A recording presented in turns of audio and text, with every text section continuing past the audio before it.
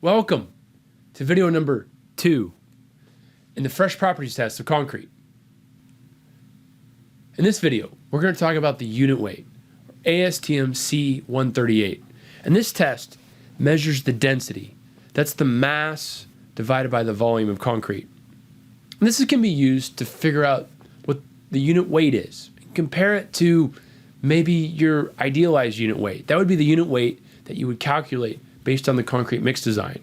It's also extremely useful to evaluate how consistent your concrete is. It's typically done with a bucket that has a 1/4 cubic foot volume. This test is pretty easy to do. You add concrete, you consolidate it in a standard manner, and then you level the surface. Now this test allows you to use a bar or a plate. It says you can use either one, but I'm not a big fan of the bar. You're actually going to find that you get very, very consistent numbers if you use the plate, and you start to get variable numbers. It's very user dependent if you use a bar. So I'm a big fan of the plate, and I suggest you use it as well. So this test is extremely useful, again, like I said, to measure consistency. However, the bad thing is there's many things that can influence the results. So if all of a sudden one mix is different than another, you don't really know what's going on. For example, if any ingredient in the concrete changes the weight by approximately 1%, then this unit weight, this mass per volume, is going to detect this. It's going to pick it up. And this is even true about the air volume in the concrete. This is actually an especially useful way to track how the air volume changes inside the concrete. So if the air volume changes, for example, from 3% to 4%, then the unit weight is going to detect it. We'll talk about more about air volume coming up because it's a big deal when you talk about fresh property testing. And it's really useful to plot how the unit weight changes for repeat concrete mixtures over time. So for example, I've got the unit weight shown here. I've got 150 to 145 pounds per cubic foot. And I've got mixed number. This might be mixed numbers going along here, and they're pretty consistent,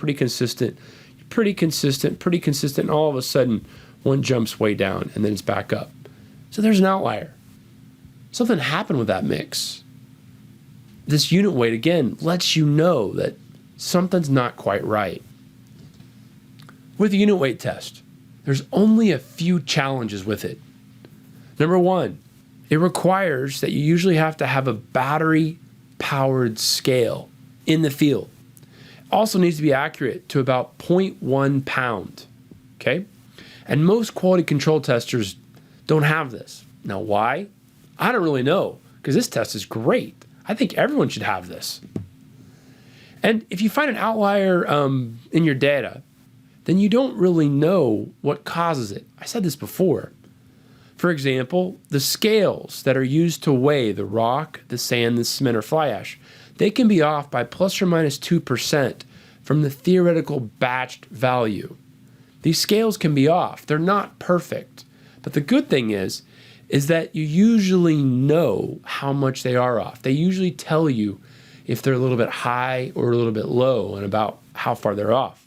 But because of this, some things may be too low and others may be too high, and you wouldn't know if you just used the theoretical unit weights to compare it to. But there's a secret here.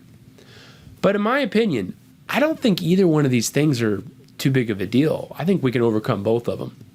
For example, getting scales in the field is not that hard. It's a few $100s, okay? And also the concrete batch plant might not hit this perfect theoretical design unit weight every time, or design weight every time, but it does measure how much material it added. And it also knows the volume that it tried to add. So because of that, from this two information, it could actually calculate a batched unit weight, what the unit weight should be based on what the air content is. Or it could guess several air contents. This is not that hard. This could be a really powerful addition, can really help people out. Again, if this is on the batch ticket, you could compare it to what you measured in your actual unit weight test.